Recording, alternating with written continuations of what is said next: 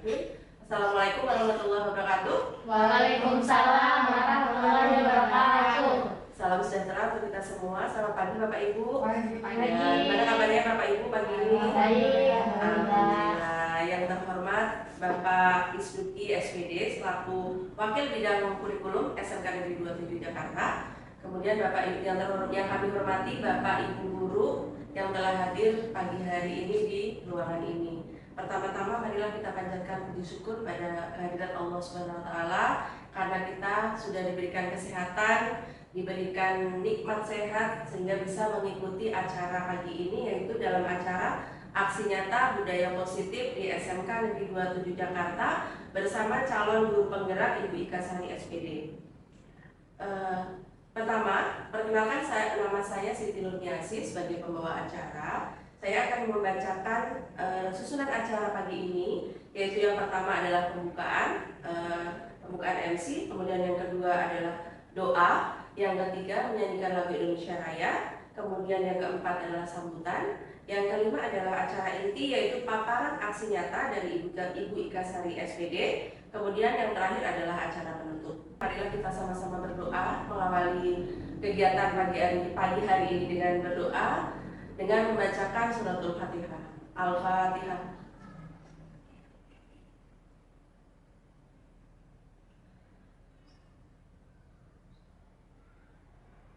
Amin amin ya rabbal alamin. Baik Bapak Ibu, marilah kita sama-sama menyanyikan lagu Indonesia Raya. Kepada Bapak Ibu dipersilakan untuk berdiri.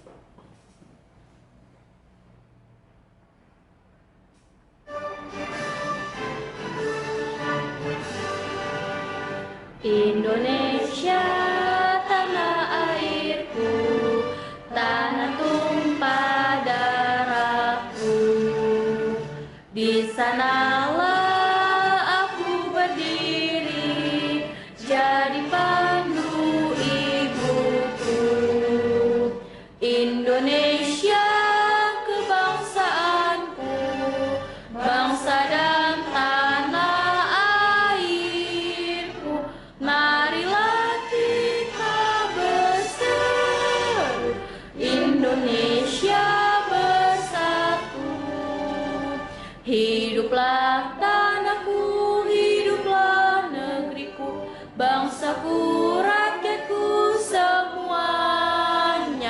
Bangunlah jiwanya, bangunlah badannya untuk Indonesia Raya.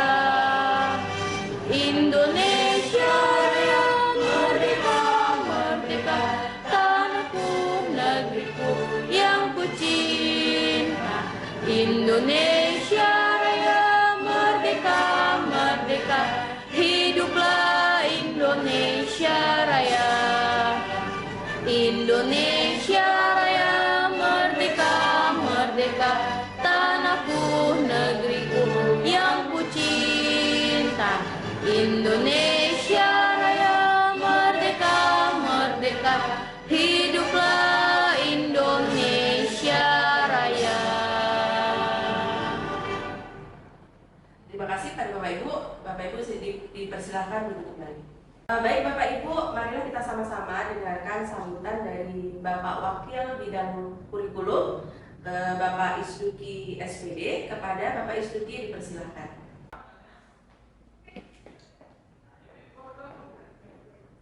Bismillahirrahmanirrahim. Assalamualaikum warahmatullahi wabarakatuh. Waalaikumsalam warahmatullahi wabarakatuh. Selamat siang dan salam sejahtera untuk kita semuanya.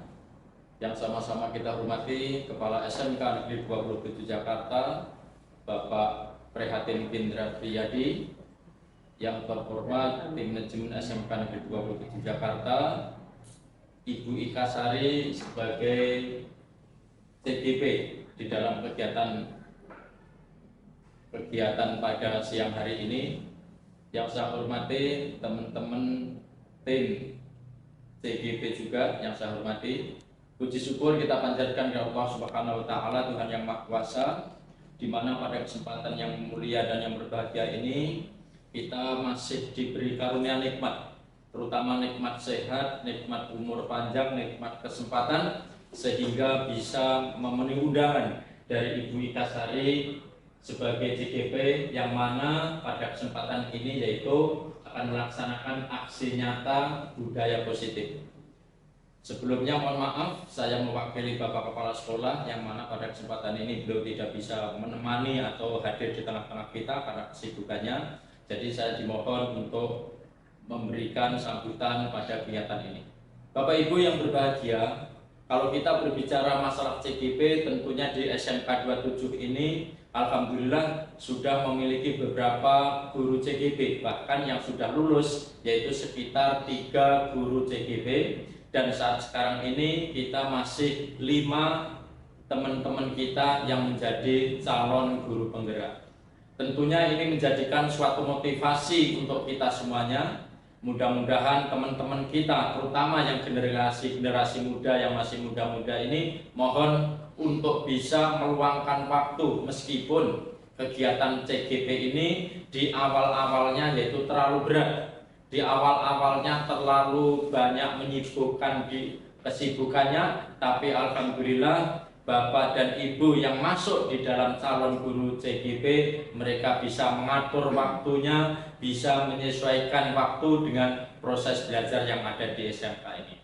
Tentunya saya berharap kepada teman-teman yang belum masuk dari CGP, monggo dan silahkan. Mudah-mudahan SMK 27 ini memiliki calon guru penggerak yang banyak, dan nantinya tentunya berharapan mudah-mudahan tidak CGP lagi melainkan menjadi guru penggerak. Ini harapan kita semuanya.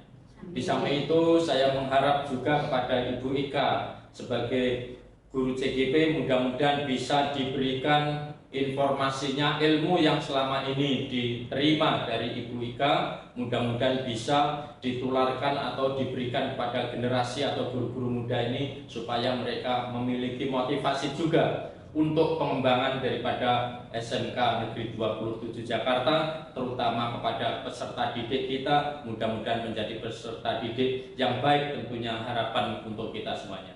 Bapak Ibu yang berbahagia, jadi sekali lagi saya ucapkan selamat dan bekerja sampai tuntas dan lulus pelaksanaan CGP ini, wabil khusus kepada Ibu Ika dan teman-temannya. Dan saya dari pihak sekolah tidak bisa untuk memberikan fasilitas kecuali fasilitas yaitu dengan adanya waktu yang berbarengan antara kegiatan lain, tapi kita memberikan waktu kepada beliau-beliau yang mengikuti guru CGP. Harapan kami mudah-mudahan berjalan dengan baik, sukses dan lancar, toh nantinya akan diberikan kepada siswa-siswi SMK Negeri 27 Jakarta. Demikian yang saya sampaikan, kurang lebihnya mohon maaf. Wassalamualaikum warahmatullahi wabarakatuh. Waalaikumsalam warahmatullahi wabarakatuh.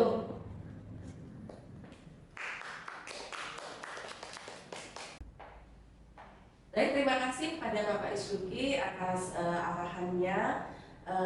Marilah sama-sama Bapak Ibu kita lanjutkan acara berikutnya, yaitu kita sama-sama dengarkan paparan aksi nyata dari Ibu Ika Sari SPD sebagai calon guru penggerak angkatan 10. Kepada Ibu Ika Sari dipersilakan.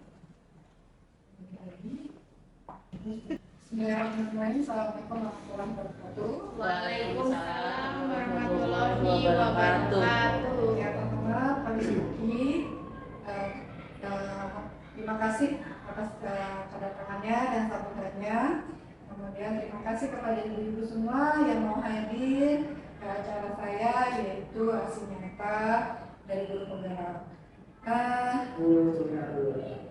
Saya sebagai calon guru penggerak angkatan 10 mau memaparkan tentang aksi nyata, akan memaparkan aksi nyata modul 14 yaitu tentang budaya musik.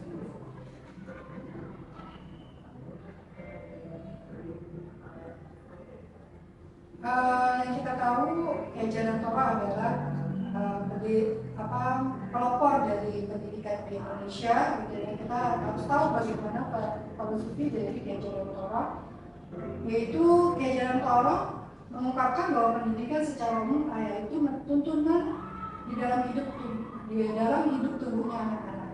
Maksudnya yaitu pendidikan menuntut segala kekuatan kodrat yang ada pada anak-anak itu agar mereka sebagai manusia dan sebagai anggota masyarakat dapat mencapai keselamatan dan kebahagiaan yang setinggi-tingginya.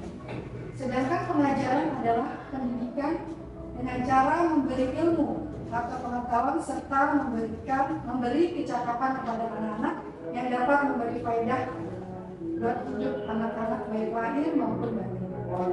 Dari nilai tersebut, pendidikan mempunyai tujuan untuk membantu manusia menemukan hakikat kemanusiaannya, yaitu pendidikan harus mampu mewujudkan manusia seutuhnya yang berdasarkan asah, kasih, dan asuh.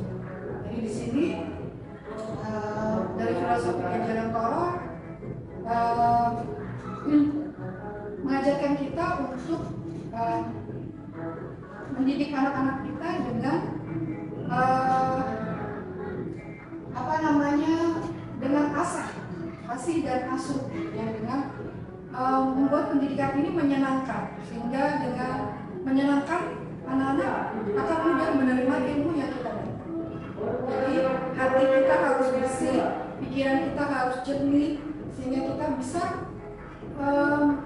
mentransfer ilmu kita kepada anak-anak. Dan pendidikan itu bukan hanya transfer ilmu juga ya, tetapi juga di situ kita mengajarkan attitude kepada anak-anak.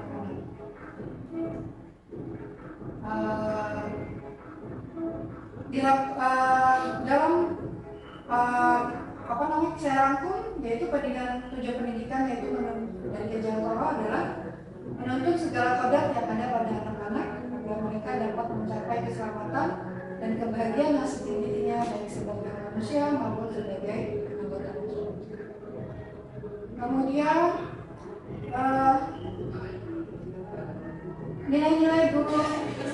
nilai-nilai guru penggerak itu,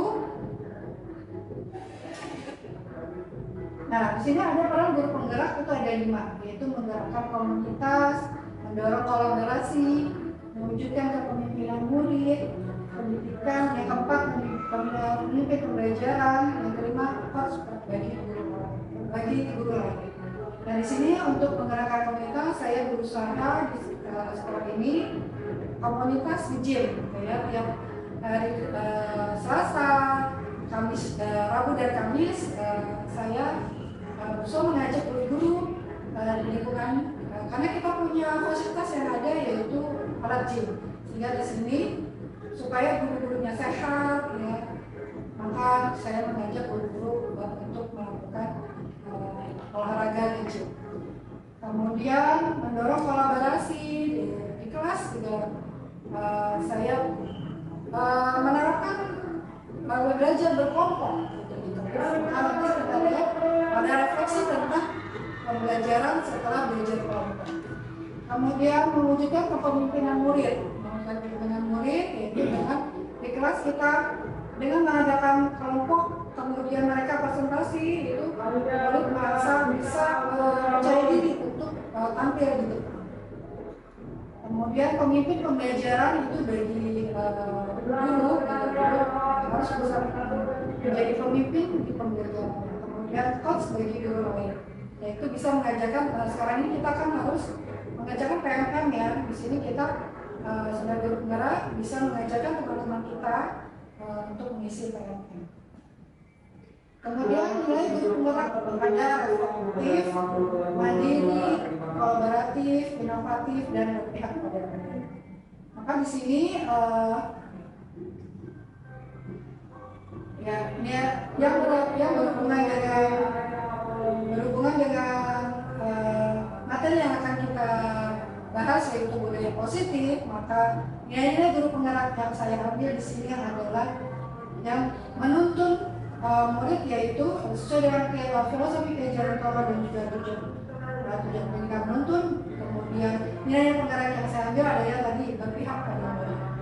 Kemudian untuk para penggerak positif, tadi kita lihat ada 5 yang kita ambil yang relevan dalam budaya positif adalah mewujudkan kepemimpinan.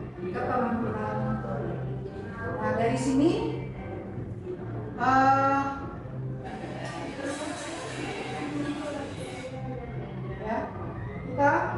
kita lihat contoh dari refleksi. Dan sini setelah belajar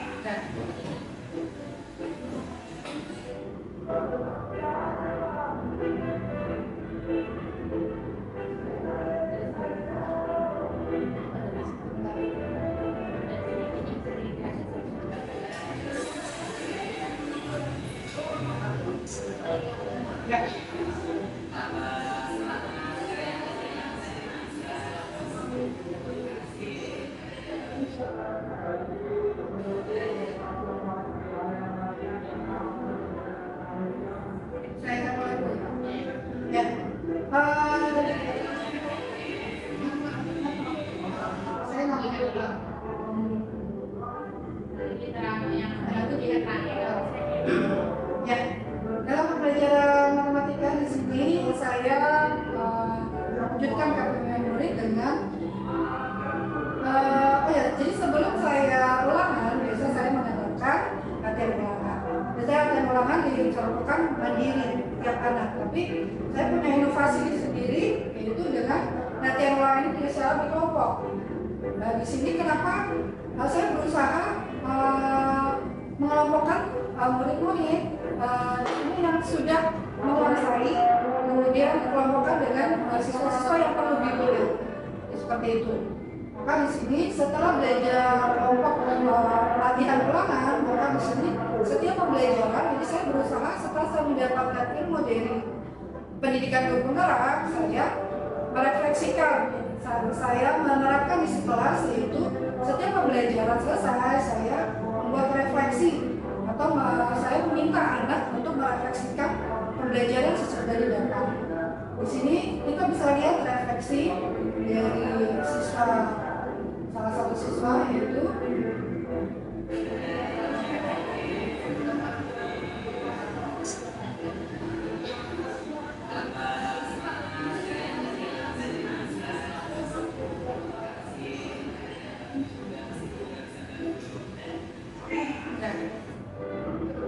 dan siswinya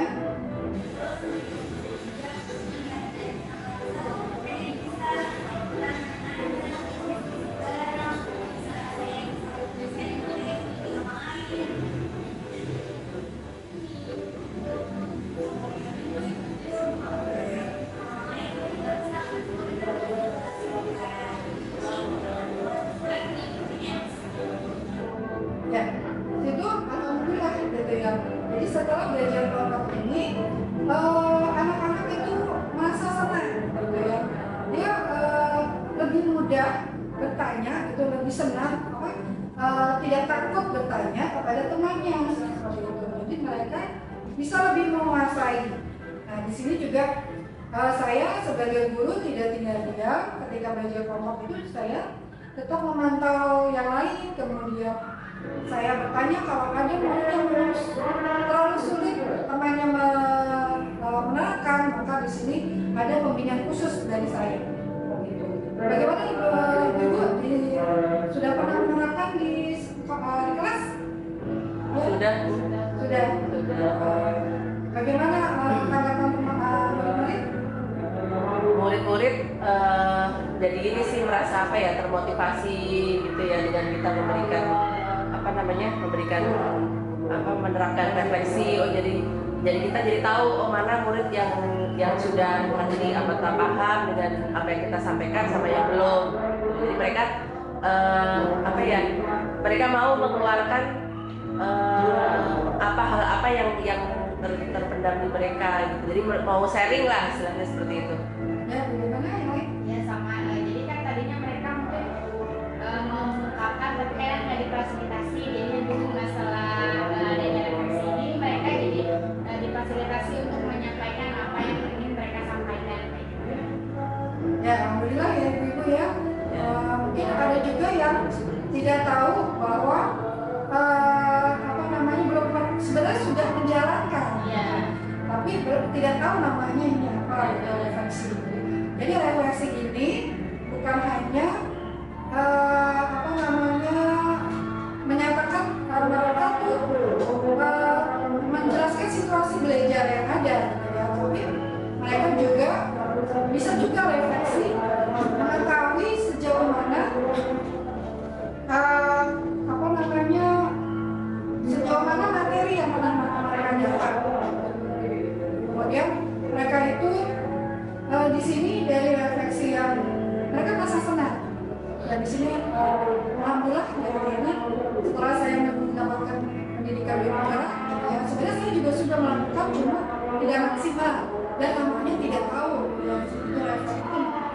bagian dari Palestina. Jadi terima kasih, saya alhamdulillah diberi kesempatan untuk menjadi guru penggerak sehingga saya bisa menerapkan refleksi ini jadi di pembelajaran saya dan insya saya tiap hari sekarang sudah mulai melakukan refleksi setelah pembelajaran saya.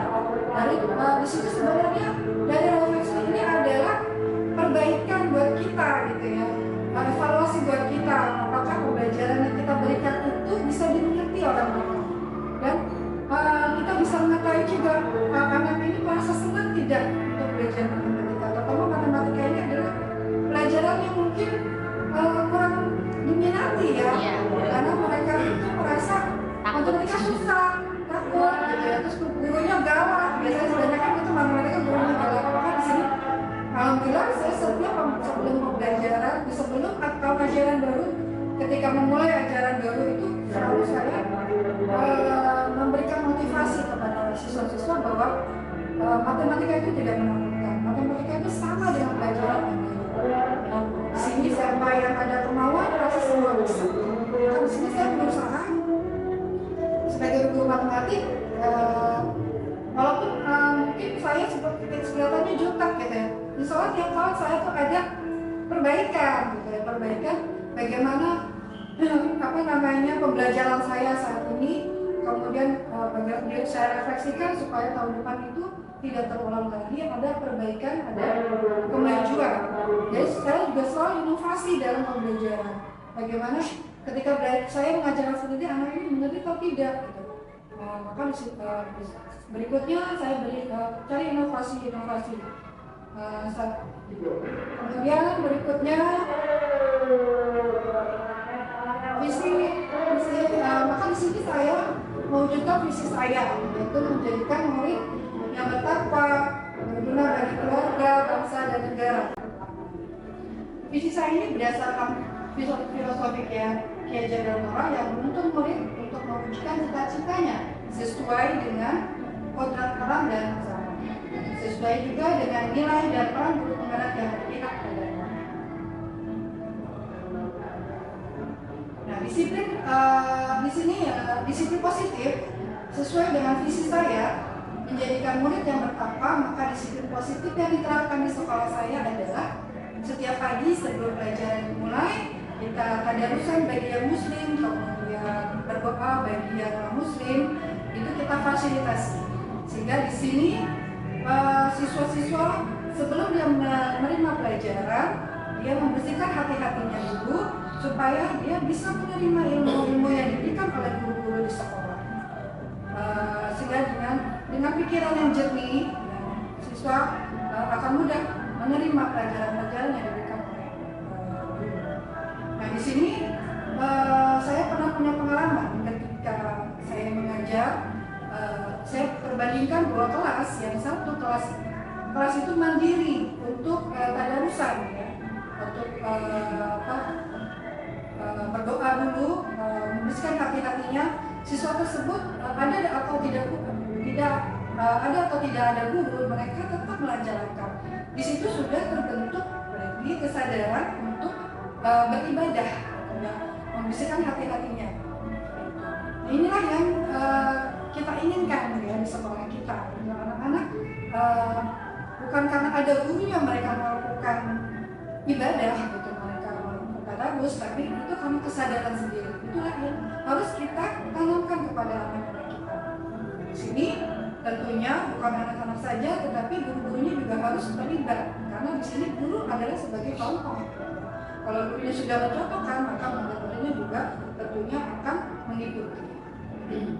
Nah, tadi yang saya katakan dua kelas, yang satu sadar melakukan ibadah, yang satu kalau ada guru baru beribadah. Nah, di situ bisa tercermin dari hasil belajarnya.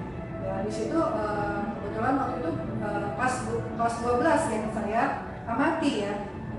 Kelas 12 dengan kesadaran dia beribadah, kemudian hatinya bersih sehingga mudah menerima pelajaran. Kemudian dia ketika melakukan ujian, kemudian mendapatkan perguruan tinggi, kelas itu lebih banyak dibanding kelas yang tidak ada kesadaran untuk beribadah. Karena beribadah tersebut kalau dengan kesadaran, berarti dimanapun dia berada, dia tetap menjalankan menjalankan ibadah tersebut ya, dengan sadar, tidak karena orang lain. Itulah makanya saya sangat mementingkan yang pertama adalah bertakwa kepada Tuhan Yang Maha Esa. Kemudian setelah beribadah dilanjutkan dengan menguatkan kebangsaan, yaitu dengan menyanyikan Indonesia Raya. Setelah menyanyikan Indonesia Raya, untuk menanamkan kecintaan pada alma maternya dengan SMK 27, maka menyanyikan juga lagu Mas SMK 27. Itulah budaya positif yang telah dilakukan di sekolah kita. Alhamdulillah sudah difasilitasi oleh manajemen untuk mengadakan budaya positif kayak gitu. Kemudian disiplin positif untuk menjadikan murid yang berguna bagi keluarga. Tadi visi yang berikutnya yaitu untuk menjadikan murid yang berguna bagi keluarga, bangsa, dan negara. Maka saya menerapkan disiplin baik, yaitu dalam berpakaian, baik dalam berpakaian, datang tepat waktu, mengerjakan tugas tepat waktu, dan mengerjakan ulangan dengan jujur, mandiri. Semua dilakukan ini harus berkolaboratif dengan semua stakeholder yang ada, yaitu diantaranya wakil kesiswaan, guru BP, wali kelas, dan wakil guru. Nah, di sini kita perlu juga harus bekerjasama dengan orang tua murid, sehingga dengan orang tua murid mengetahui visi kita bersama, maka pembinaan di sekolah dan di rumah itu sama. Ya, sehingga kita sama-sama mengantarkan anak kita menjadi anak-anak yang berguna dimanapun dia berada, menjadi orang yang disenangi, menjadi orang yang empati, menjadi orang yang mudah membantu orang lain tanpa disuruh. Kemudian di sini saya menerapkan segitiga restitusi. Kita dengarkan dulu video berikut ini.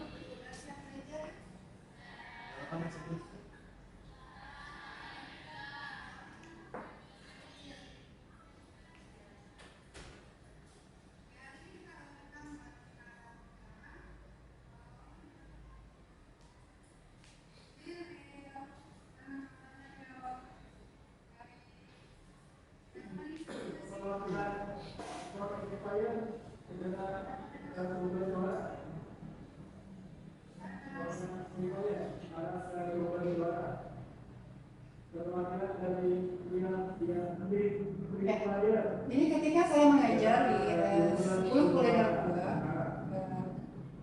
saya mengajar matematik ya. Ketika itu ada anak yang salah satu anak tidak menggunakan kursi. Jadi di situ berarti dia melanggar ke peraturan sekolah, yaitu memakai seragam lengkap. Dari sini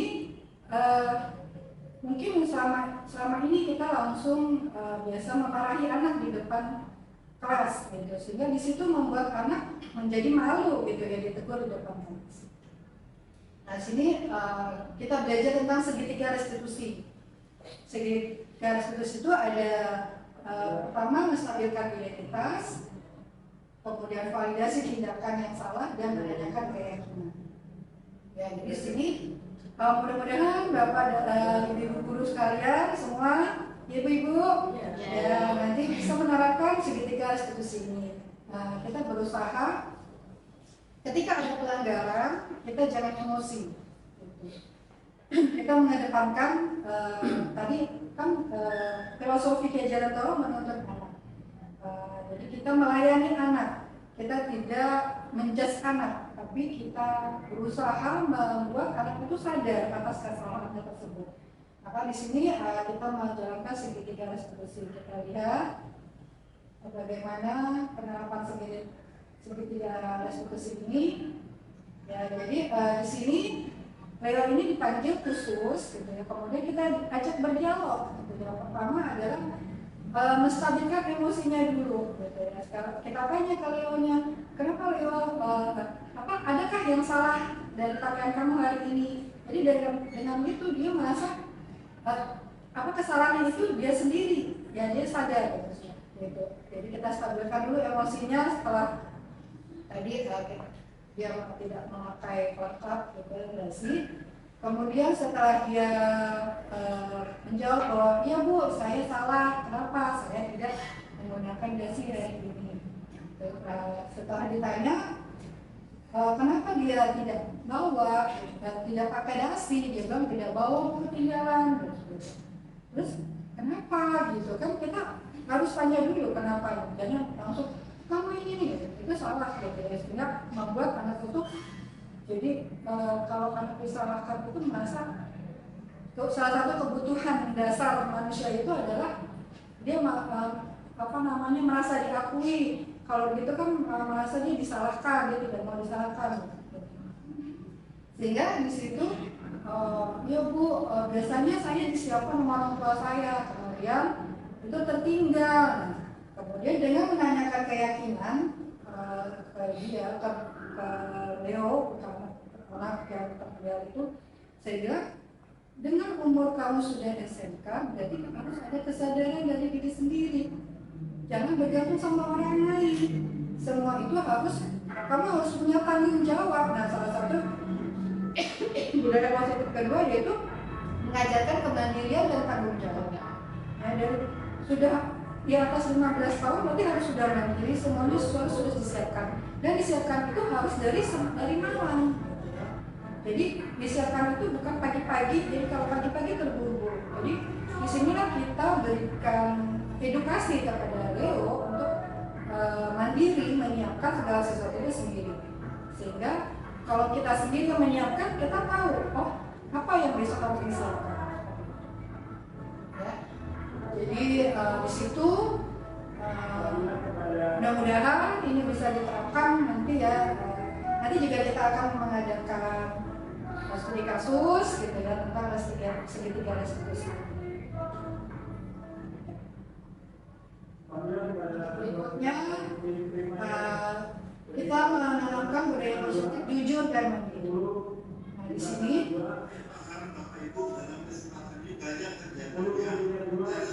ini adalah arahan kepala sekolah ketika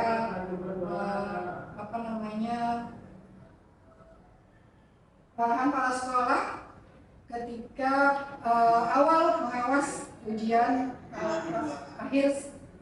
asesmen akhir semester.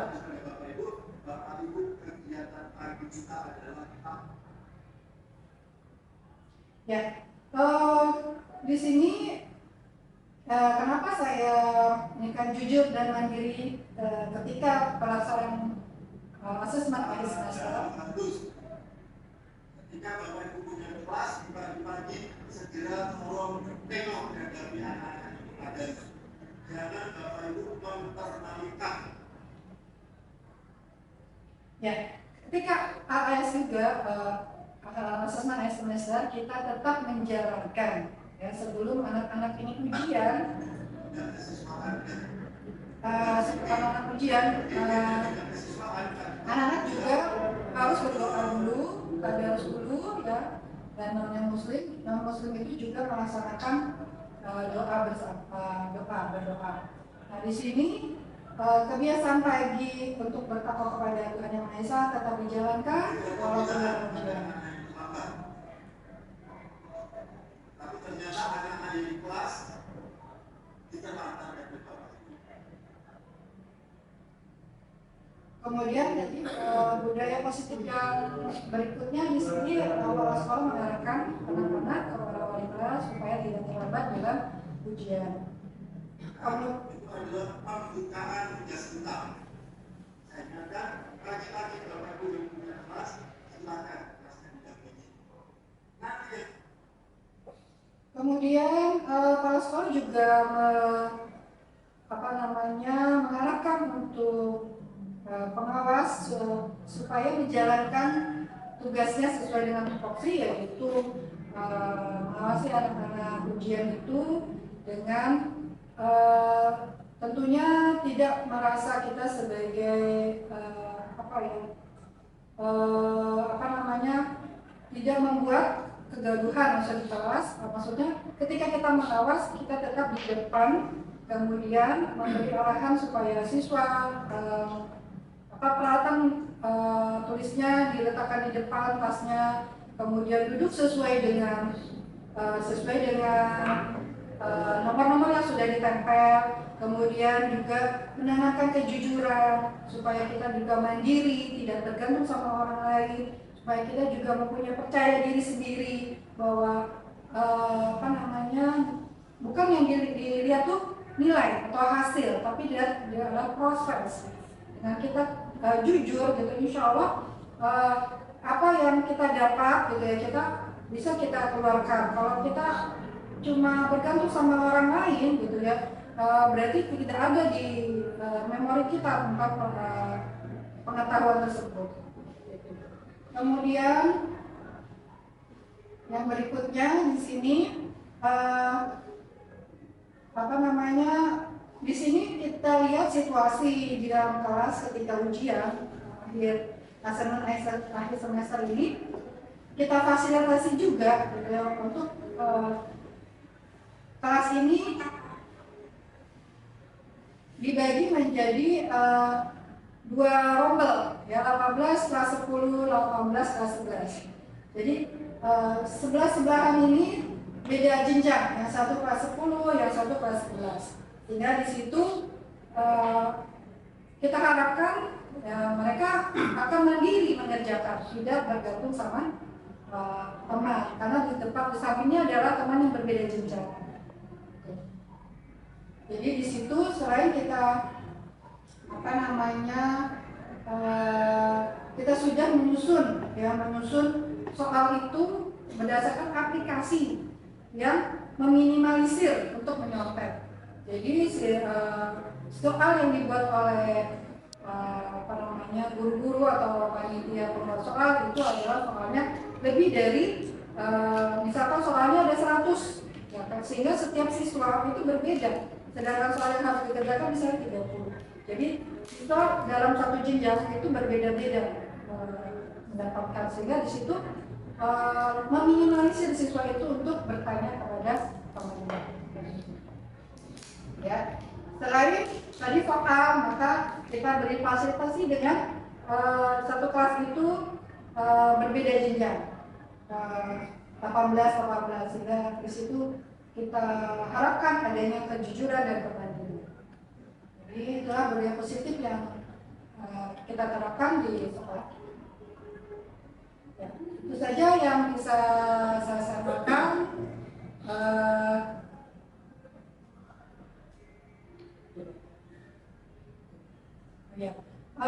Itulah budaya positif yang bisa saya sampaikan. Mudah-mudahan ini bisa kita terapkan selanjutnya.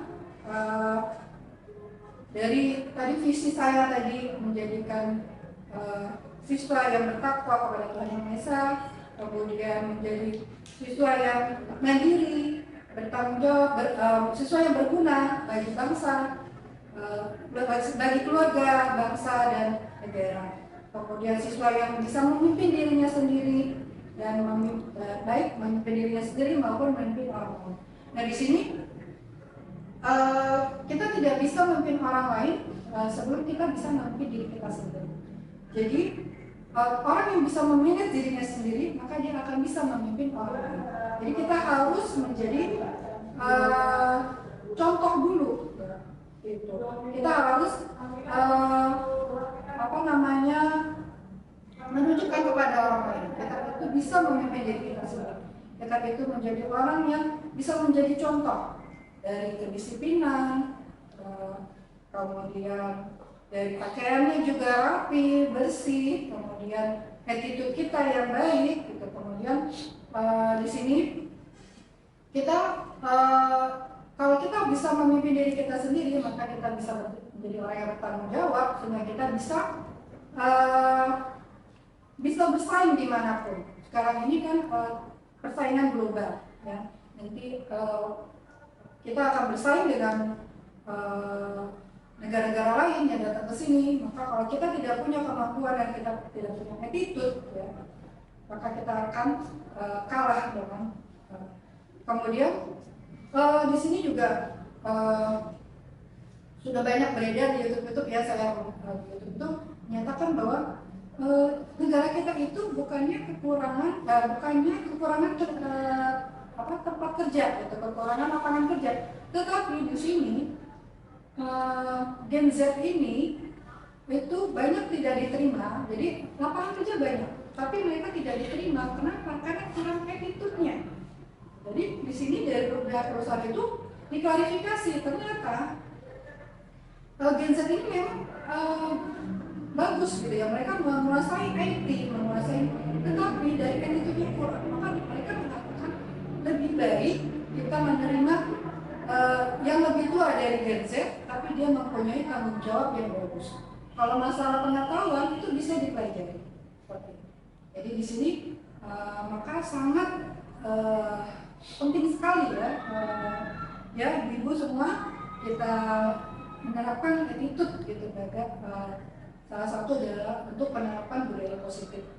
Saya kira itu saja yang bisa saya sampaikan. Nanti kita akan bermain peran, ya ibu-ibu bermain peran tentang bagaimana budaya positif menerapkan budaya segitiga restitusi untuk menangani siswa-siswa kita yang mempunyai kesalahan atau melanggar kesalahan, sehingga di sini tidak cara kita yang lama gitu ya, itu kita tinggalkan, kita berusaha menerapkan yang baru gitu ya, supaya di sini kita bisa menerapkan filosofi Kiai Jarwo. Mari kita praktekkan bagaimana budaya segitiga restitusi. Jadi ketika siswa itu melakukan pelanggaran, kita menerapkan segitiga restitusi. Yaitu kasus pertama, silakan ibu-ibu bertiga praktekkan sebagai guru, murid, dan Langsung konsultan. tiga-tiga ya? Ya. Oh, langsung di sini. Saya adalah seorang wali kelas 8 SMP Pelindung. Pada saat jam istirahat makan siang, Anda melihat salah satu murid Anda bernama Amira sedang menangis sendirian di dalam kelas. Anda menghampiri Amira dan mengajak berbicara. Ternyata Amira menangis karena tadi Ali sempat mengejek Amira. Nilai ulangannya lebih rendah dibandingkan nilai yang didapatkan Ali. Anda sebagai guru merasa bahwa ada keyakinan kelas yang tidak diikuti oleh Ali, dan akhirnya sepulang sekolah Anda mengajak Ali untuk berbicara. Demikianlah kasus yang pertama yang akan dipaparkan oleh teman kami. Bu Kapita sebagai guru Duduk. dan Bu Mewan sebagai Ali. Selamat pagi, Bu. Selamat pagi. Ibu manggil saya, Bu. Iya. Silakan dulu, Amira. Kira-kira Amira tahu nggak kenapa ibu panggil? Nggak tahu. Saya kan kayaknya nggak punya salah deh pelajaran itu. Tadi pas istirahat, ibu lewat tadi dari depan kelas kalian, Amira nangis sendirian di kelas. Kira-kira apa sih yang menyebabkan? Saya nggak nangis kok, Bu. Cuma dulu saya lagi males aja istirahat. Ya jangan bohong lah sama ibu, tahu kok. Pasti ada masalah kamu ya. Iya sih, Bu, tadi saya sedih karena Ali ngejek saya, Bu. Kenapa Ali ngejek kamu? Ya katanya saya maaf ya, Bu, dibilang bego karena saya tadi nilai matematika saya itu kecil, terus sedangkan dia kan nilai tinggi, jadinya ya saya sedih aja dikatain begitu gitu, Bu. Padahal juga si Ali juga sebenarnya nggak pintar-pintar amat sih, Bu. Kalau yang ngejek kamu itu hanya Ali, apa ada teman-teman yang lain? Yang tadi sih yang bersuara Ali. Dalam pelajaran apa dia tadi nih? Nilai kamu rendah Matematika, Bu. matematika. Biasanya nilai kamu bagaimana? Ya ya kadang juga ada harus remedial, cuman yang ini kali ini memang rendah, Bu, rendah sekali. Kalau ibu tahu nih, kamu apa? Kenapa nilai rendah? Apa kamu gak bisa belajar di rumah? Ada masalah nggak? Nggak ada sih, Bu. Yang mungkin kamu di rumah gak bisa belajar, Atau di sekolah ada teman-teman kamu apa yang tidak menyukai kamu, sering mengganggu kamu belajar, gimana? Memang sih waktu materi saya ada nggak masuknya Bu, sakit. Terus di rumah juga mungkin semalam belajarnya nggak efektif Bu, nggak banyak lah waktu yang belajar, banyakkan belajar Bu, buka soal di handphone, tapi buka yang lain juga Bu. Itu jadi kebanyakan buka yang lain dibanding belajar matematikanya Bu. Udah, ini pelajaran buat kamu ya. Kalau nanti supaya teman-teman kamu tidak membuli kamu ke depan harus lebih giat belajar, ya. Belajar yang benar, jangan suka alpa ya, tidak hadir di sekolah. Jadi ini pembelajaran buat kamu. Sebenarnya tindakan dari itu nggak boleh seperti itu, tapi itu jadikan cambuk bagi kamu. Kamu harus lebih rajin belajar, mengatur waktu, ya. Ditingkatkan belajarnya ya. Ya. Ya Bu, makasih Bu ya. Ya. Selamat Ibu. Pagi, silakan duduk. Gimana Ali, apa kabar? Baik Bu. Kamu ada masalah dengan Amira? Kita Amira nangis, katanya karena Ali. Kenapa dia dengan Amira? Kenapa Bu? Kenapa dia nangis? Emang Jujur nih ya. Ibu Ibu suka yang jujur aja. Ibu tahu dari mana Amira nangis? Amira itu dipanggil, dia nangis pada saat kalian tadi istirahat, dia nangis. Oh, dia memang cengeng Bu, dari kita cuma dia nangis. Tapi dengar dari Amira tadi kamu ledekin dia, mengejek dia gara-gara nilainya lebih rendah dari kamu. Saya ngejek dia Bu, saya cuma bilang kamu jangan bodoh, ngerjain begini aja nggak bisa.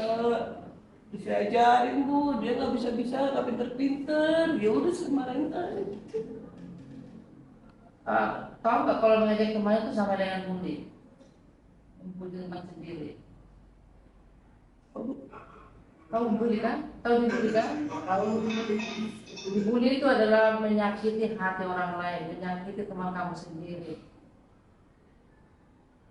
Seharusnya kamu sebagai teman harus menolong. Apabila melihat teman kamu nilainya rendah, didekati, ditanya kenapa nilai kamu rendah, apa sih masalah kamu di rumah atau di sekolah, begitu. Tadi kamu nggak nanya ya? Seharusnya kita harus bersikap empati, menolong teman kita yang butuh pertolongan. Mungkin saja Amira itu punya masalah di rumah ataupun di kelas kamu sendiri. Jadi sebagai siswa harus menghargai sesama teman. Kemudian harus menghargai perbedaan. Perbedaannya di mana? Ada yang pintar, ada yang kurang, ada yang sedang. Itu harus saling menghargai. Seandainya kejadian seperti Amira terjadi kepada Ali, mau nggak nilai kamu yang rendah, Amira yang tinggi? Lalu teman-teman kamu ngeledekin kamu, mau nggak? Jadi boleh nggak membuli orang lain? Ya, jadi kamu harus apa? Nanti kamu datangin Amira, minta maaf, dan perlu ingatkan kalau ada teman kamu yang membutuhkan pertolongan harus ditolong. Kita harus bersikap empati sesama teman sendiri, ya. Jadi jangan sampai melukai hati teman kita sendiri. Dia nanti bukan makin pintar. Dia nanti apa? Nggak mau lagi belajar, nggak mau lagi berteman. Dia nanti menyendiri, ya. Jadi nanti kamu pulang dari sini coba temuin Amira, nanti minta maaf, ya. Teman itu harus dirangkul, ditolong, ya. Ya udah, silakan keluar. Mari kita berapa tentang penerapan segitiga restitusi. Sekarang untuk observer dengan menurut silakan dari segitiga restitusi tadi ada yang disampaikan. Di situ observernya kesimpulannya Atau jadi khusus. Adakah membuka percakapan yang ramah? Oh iya, berdasarkan tadi acting tadi ya, membuka percakapan dengan ramah. Ya tadi guru sudah membuka percakapan dengan ramah dengan cara menyapa, kemudian menyapa dengan baik ya, kemudian menggali cerita dari sudut pandang murid ya. Jadi padahal sebenarnya guru ini sudah tahu, wali kelasnya sudah tahu masalah, cuma dia menanyakan langsung. Jadi siswa bercerita masalahnya apa. Kemudian menggali alasan murid dalam melakukan tindakan tersebut. Ya tadi sudah ada kenapa tadi yang siswa tersebut nilainya jelek. Kemudian kenapa tadi yang anak laki-laki tadi mengejek temannya itu. Kemudian yang berikutnya menggunakan tahapan kedua dari segi resiko itu validasi tindakan yang salah ya. Tadi juga Bu Tavita juga sudah memberitahu kepada siswa tersebut kalau dia melakukan tindakan yang tidak seharusnya anak tersebut lakukan. Kemudian berikutnya menggunakan tahapan ketiga, yaitu menanyakan keyakinan, ya tadi sudah dilakukan. Kemudian yang berikutnya menawarkan restitusi pada murid, tadi sudah dilakukan juga. Kemudian terakhir menggali tindakan yang diusulkan oleh murid, ya tadi juga bagaimana yang siswa yang wanita supaya nilainya baik, apa yang harus dilakukan. Tadi siswa tersebut juga sudah menyampaikan. Kemudian juga Ali sudah akan meminta maaf kepada siswa perempuan tersebut. Itu aja Bu. Terima kasih Bu Nunu sebagai eksaper. Jadi itulah salah satu contoh gitu ya Bu, ketika ada murid yang melakukan kesalahan, mungkin kebiasaan kita langsung kita marahin. Kenapa kamu seperti ini nih? Jadi kalau anak itu dimarahi di depan teman-temannya, itu tentunya ada rasa down ya, mentalnya dia turun. Gitu. Jadi mudah-mudahan untuk berikutnya ketika ini terjadi di kelas kita menerapkan budaya restitusi ini. Terima kasih. Kemudian kasus kedua, silakan.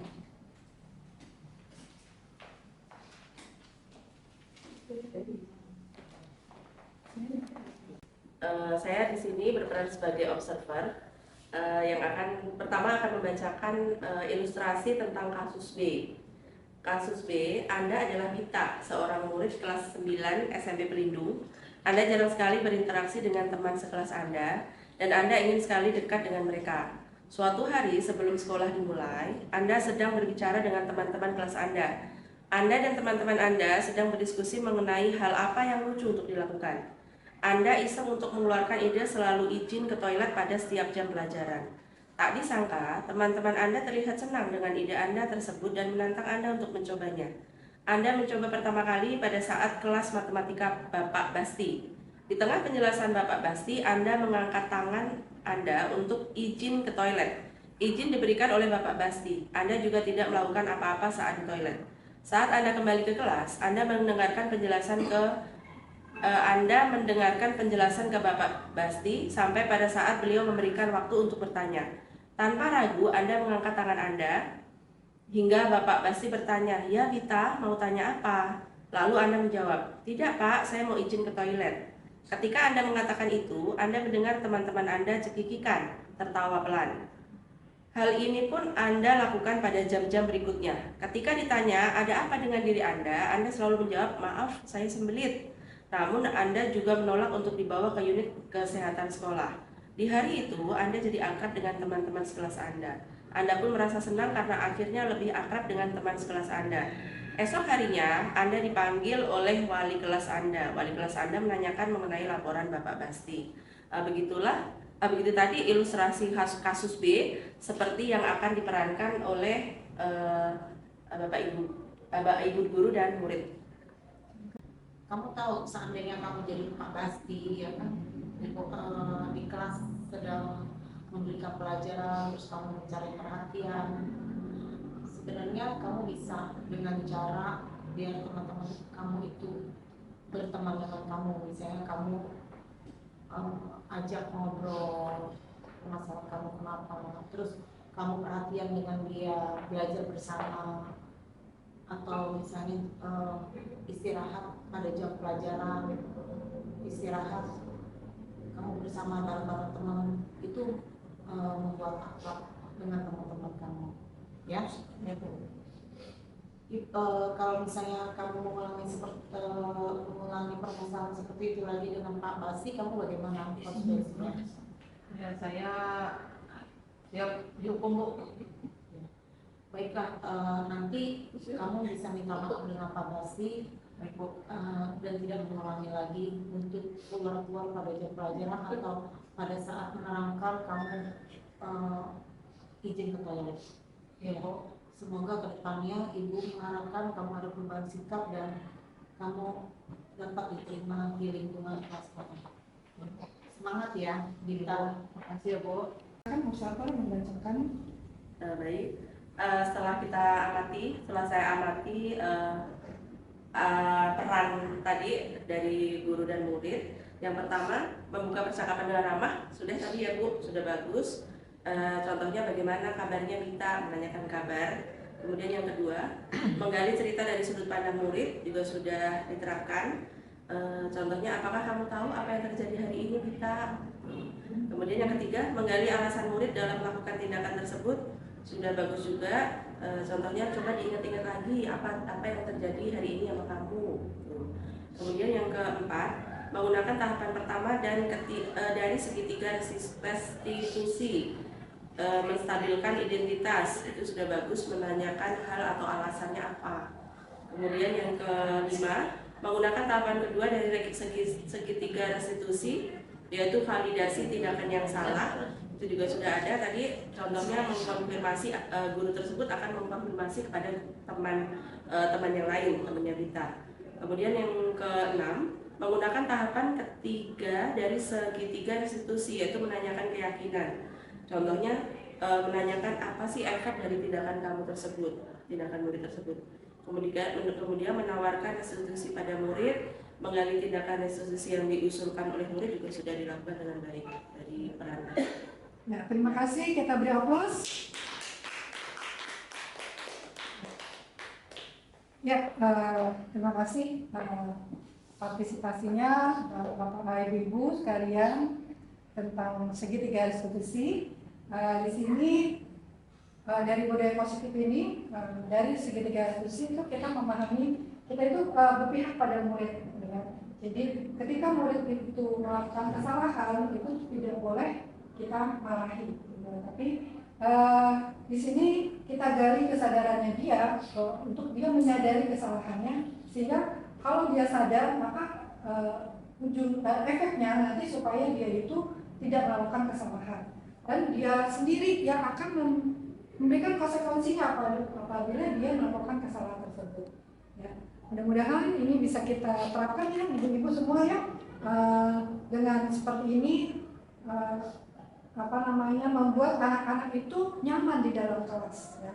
Mereka tidak merasa tertekan ya. Kemudian tadi tentang budaya mengingatkan tidak boleh bullying gitu ya. Kita harus positif terhadap teman begitu, tidak boleh membuli. Itu aja yang bisa saya sampaikan. Mudah-mudahan diseminasi saya tentang budaya positif ini bisa diterapkan ya, tentang segitiga restitusi. Mudah-mudahan sekolah kita semakin maju, SMK 27 maju. Mudah-mudahan kita juga menjadi orang yang tergerak untuk melaksanakan budaya positif, terus ikut bergerak mengajak teman-teman kita untuk sama-sama menerapkan budaya positif, kemudian menggerakkan murid, kemudian menggerakkan teman-teman sejawat untuk selalu menerapkan budaya positif.